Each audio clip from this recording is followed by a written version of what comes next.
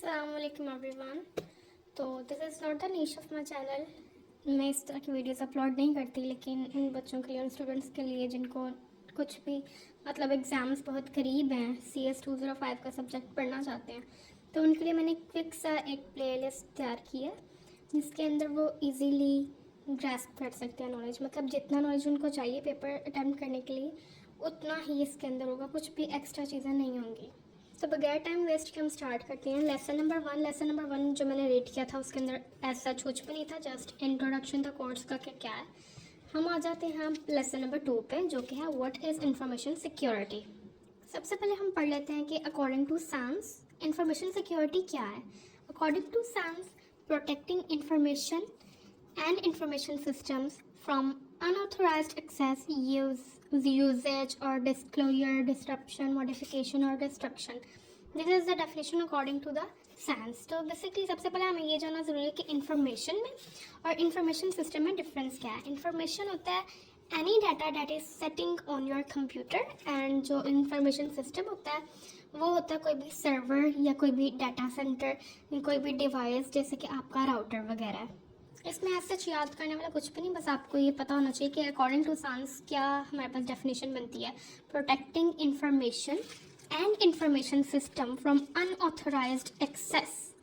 Okay, जो भी हम अनऑथोराइज्ड एक्सेस से प्रोटेक्ट करते हैं वो बेसिकली होती है इंफॉर्मेशन सिक्योरिटी। सिक्योरिटी के नाम से आपको पता चल जाता है कि सिक्योरिटी मतलब डाटा को सिक्योर करना है। इंफॉर्मेशन है तो इंफॉर्मेशन को सिक्योर करना। यहाँ पे हमारे पास दो किस्म के फंक्शंस हैं, एक आईटी सिक्योरिटी फंक्शन, एक इंफॉर्मेशन सिक्योरिटी। तो आईटी सिक्योरिटी और इंफॉर्मेशन सिक्योरिटी में क्या डिफरेंस है, वो ये है कि जो आईटी सिक्योरिटी है वो स्पेसिफाई कर देती है कि सिर्फ आईटी की सिक्योरिटी, और जो इंफॉर्मेशन सिक्योरिटी है इसके अंदर हर तरह की सिक्योरिटी आ जाती है।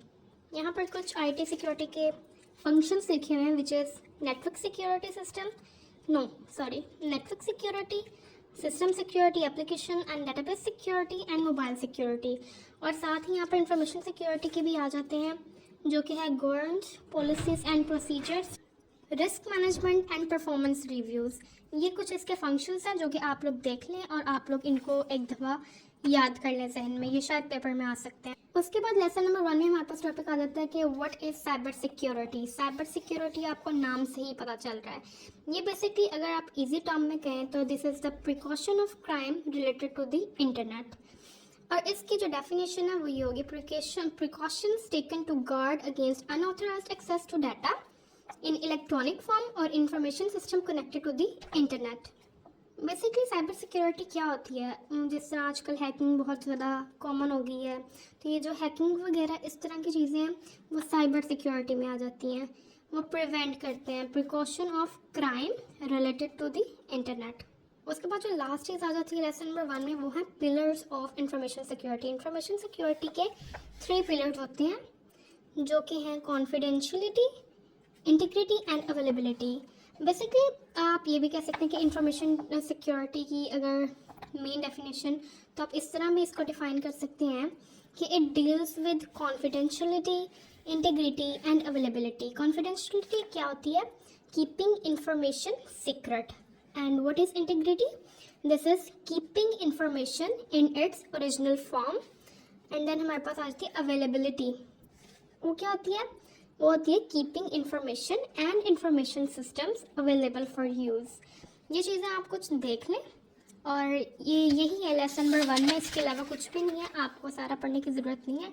स्पेशली वो स्टूडेंट्स जो अभी पेपर की तैयारी कर रहे हैं, पेपर आने में बस कुछ ही दिन रह गए हैं, तो आप लोग अगर मेरी प्लेलिस्ट देख लेते हैं तो आप लोगों की पेपर की तैयारी हो जाएगी। मिलते हैं अगली वीडियो में। Okay, so now let's move on lecture number 3 without wasting any time. तो लेक्चर नंबर 3 में हमारे पास क्या है, why is information security needed.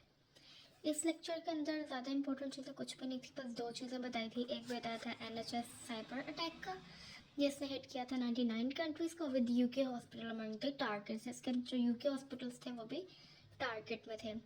एक ये साइबर अटैक का बताया था और एक हैकिंग का बताया हुआ था कोई, कि वो भी हुआ था किसी जगह पर। बस यही बताया हुआ था इस लेसन के अंदर, और इसके अंदर जानने वाला कुछ भी नहीं है। तो हम चलते हैं लेसन नंबर 4 पे। अब लेसन नंबर 4 क्या है, who is information security for. तो किसके लिए है information security, eight personal level है, एट ऑर्गेनाइजेशनल लेवल है, eight government and national environment पे है। बस इन 3 लेवल पे हमें ज़रूरत पड़ती है। सबसे पहले आता है पर्सनल लेवल पे हमें किस तरह ज़रूरत पड़ती है इंफॉर्मेशन सिक्योरिटी की। पर्सनल लेवल पे हमें इस तरह पड़ती है कि हमारे सोशल मीडिया अकाउंट्स होते हैं जिसके लिए पासवर्ड रिक्वायर होता है, या फिर हमें ईमेल कहीं पर लगानी होती है, हमारे ऑनलाइन बैंकिंग अकाउंट्स होते हैं हमें उसके लिए ईमेल रिक्वायरमेंट होती है। तो ये हमारे पर्सनल लेवल में आ जाते हैं। उसके बाद ऑर्गेनाइजेशनल लेवल पे हमारे पास होता है आईटी स्टाफ होता है, उनके जो क्रेडेंशियल्स होते हैं, उनके बारे में जो इन्फॉर्मेशन होती है वो इन्फॉर्मेशन सिक्योरिटी में आ जाती है। उसके बाद गवर्नमेंट एंड नेशनल एनवायरनमेंट पे लॉ इन्फोर्समेंट होती है, लीगल एंड पॉलिसी मेकिंग होती है, फिर नेशनल डाटाबेस जैसा नादरा के पास हमारा सारा डाटा होता है।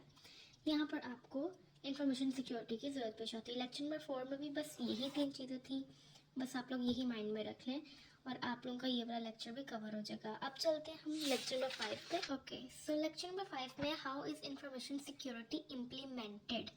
इसके लिए हमारे पास 3 पिलर्स हैं इंफॉर्मेशन सिक्योरिटी के, जो कि हैं पीपल, प्रोसेस एंड टेक्नोलॉजी। अब आपने एक चीज़ में कंफ्यूज नहीं होना, क्योंकि हमने लेक्चर नंबर 2 में भी ये थ्री पिलर्स पढ़े थे, लेकिन वो ये नहीं थे। ये देखिए, यहाँ पर हमारे पास लेक्चर नंबर 2 में था pillars of information security, confidentiality, integrity and availability. और यहाँ पर हम कह रहे हैं कि हमारे पास पीपल है, प्रोसेस है और टेक्नोलॉजी है। तो आपने इसमें कंफ्यूज नहीं होना। जो ये वाले थे इंफॉर्मेशन सिक्योरिटी, ये थे सिक्योरिटी गोल्स।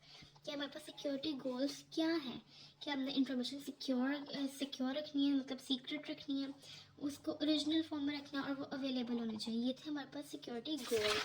जो हमारे पास ये है ना, पीपल, प्रोसेस एंड टेक्नोलॉजी, ये वाले जो पिलर्स हैं वो हमारे पास है सिक्योरिटी इनेबलर्स। ठीक है, which means how you achieve those goals, कि आपने इन गोल्स को अचीव किस तरह करना है। वो करना है पीपल, प्रोसेस एंड टेक्नोलॉजी के थ्रू। यहाँ पर हमारे पास कुछ है leadership commitment, information security manager और CISO और IT यूज़र है हमारे पास, और बिजनेस यूज़र है। ये वो हैं जिनके ज़रिए हम इंफॉर्मेशन सिक्योरिटी इम्प्लीमेंटेड कर सकते हैं। मतलब किस तरह ये लोग किस तरह ये सिक्योरिटी इम्प्लीमेंट कर सकते हैं। सबसे पहले हम देखते हैं लीडरशिप कमिटमेंट। इसमें हम ये देखते हैं कि जो लीडर है क्या वो खुद ये चीज़ें इम्प्लीमेंट कर रहा है, क्या वो सिक्योरिटी इम्प्लीमेंट कर रहा है। सबसे पहले टॉप पे आ जाती है उसकी टोन वगैरह। उसके बाद असाइनिंग रिस्पॉन्सिबिलिटी एंड अथॉरिटी। फिर जब हम बात करते हैं इंफॉर्मेशन सिक्योरिटी मैनेजर की, तो कि हम देखते हैं कि how information is secure by information security manager और CISO। तो इंफॉर्मेशन सिक्योरिटी मैनेजर क्या करता है, this is a head department responsible for implementing information security program. He direct planning and implementation and measurement review. Basically जो information security manager होता है वो run करता है इंटायर इंफॉर्मेशन सिक्योरिटी प्रोग्राम को।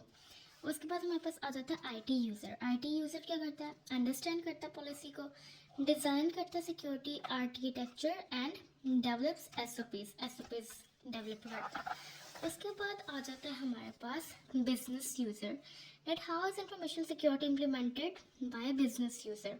तो बिजनेस यूज़र क्या करता है, security awareness and training, follow information security policy and develop and implement secure business processes। बस लेक्चर नंबर 5 में भी यही था हमारे पास। ज़्यादा मैं वीडियो को लंबा नहीं करूँगी, यही सारी मेन चीज़ें। अगर आप लोग ये चीज़ें कवर कर लेते हैं तो आपका पेपर आराम से क्लियर हो जाएगा। मिलते हैं अगली वीडियो में, तब के लिए अल्लाह हाफिज़।